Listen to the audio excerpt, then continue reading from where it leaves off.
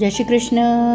जहाँ है प्रकाश, जीवन की चुनौतियों का सामना करने के लिए शक्ति और प्रेरणा को अपने भीतर खोजना, आत्म साक्षात्कार, शरीर, मन एवं आत्मा में वह जानना कि हम ईश्वर की सर्वव्यापकता के साथ एक हैं, कि हमें यह प्रार्थना नहीं करनी है कि वे हमारे पास आएं, कि हम न केवल सदैव उनके समीप हैं, अपितु ईश्वर की सर्वव्यापकता हमारी सर्वव्यापकता है।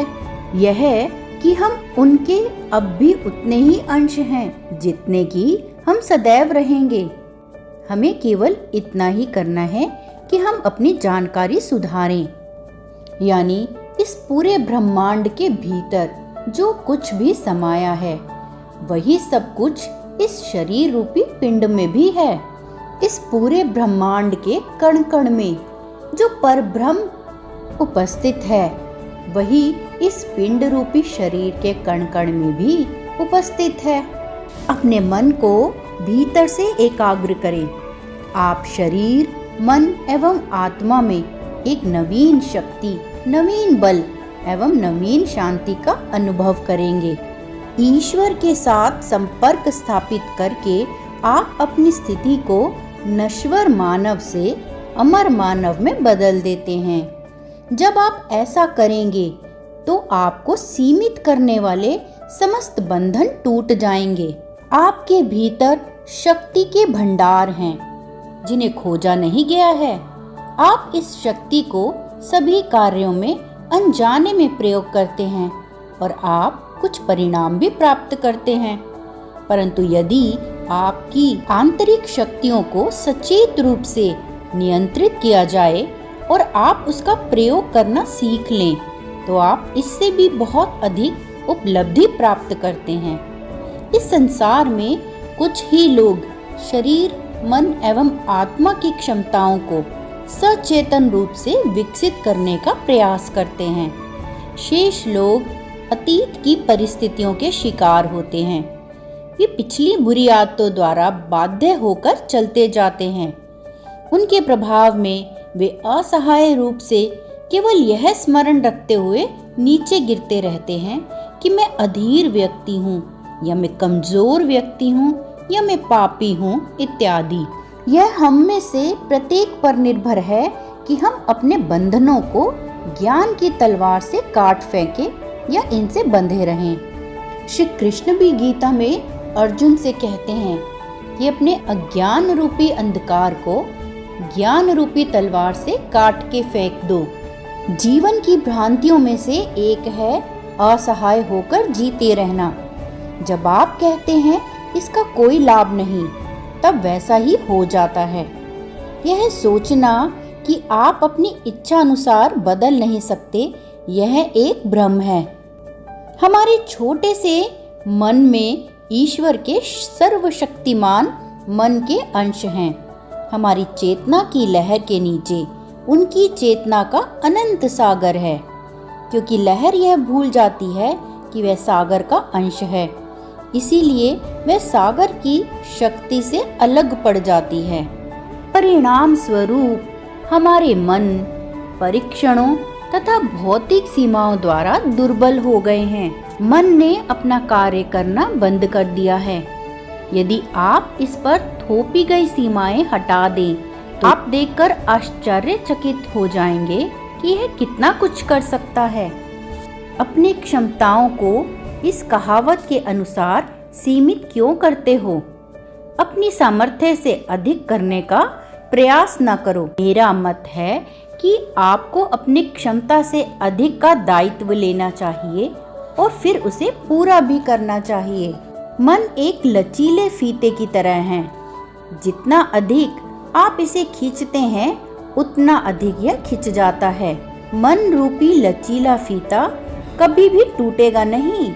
प्रत्येक बार जब आप सीमितताओं को अनुभव करें तो अपनी आंखें बंद कर लें और स्वयं से कहें मैं अनंत हूँ। तब आप देखेंगे कि आपकी कितनी शक्ति है।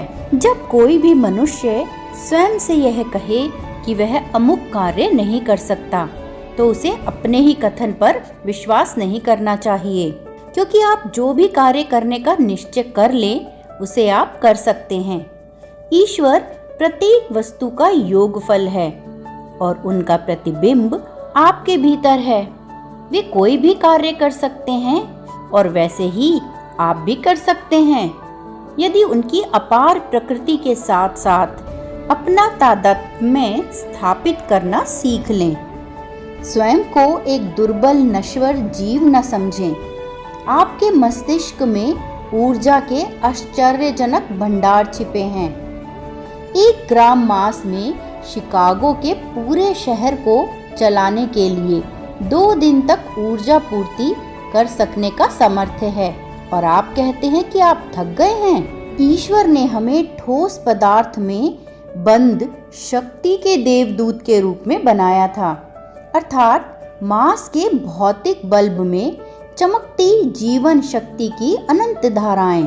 परंतु हम अब बल्ब की दुर्बलताओं और क्षणभंगुरता पर एकाग्रित हो रहे हैं और परिवर्तनशील शरीर में शाश्वत ऊर्जा के अनश्वर अविनाशी गुणों को अनुभव करने की विधि भूल गए हैं। जब यह जानते हुए कि आप शरीर या मन नहीं हैं, आप इस संसार की चेतना से परे चले जाते हैं और फिर भी अपने अस्तित्व का बोध पहले से कहीं अधिक रखते हैं।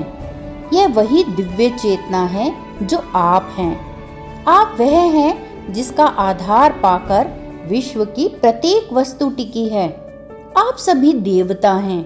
यदि आप केवल इसे जानते, आपकी चेतना की लहर के पीछे ईश्वर की उपस्थिति का सागर है। आपको अपने भीतर देखना चाहिए।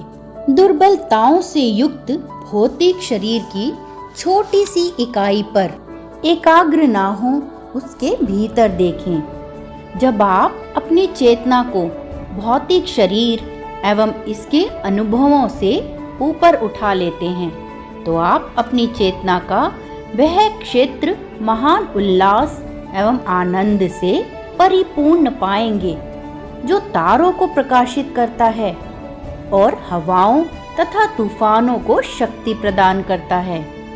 ईश्वर ही हमारे सभी आनंदों और प्रकृति में सभी अभिव्यक्तियों का स्रोत है। अज्ञानता के अंधकार से स्वयं को जगाएं। आपने माया की निद्रा में अपनी आंखें मूंद रखी हैं। जागें, अपनी आंखें खोलें और आप ईश्वर की महिमा के दर्शन करेंगे। ईश्वर के प्रकाश का विशाल दृश्य जो सभी वस्तुओं पर छाया हुआ है। मैं आपको दिव्य यथार्थवादी बनने को कह रहा हूँ और आप ईश्वर में सभी प्रश्नों के उत्तर पा लेंगे। ध्यान में बैठने पर ईश्वर से प्रार्थना करें, हे परमपिता, मेरे जीवन की नन्ही लहरों की सीमाओं को तोड़ दें ताकि मैं आपकी विशालता के सागर में मिल सकूं।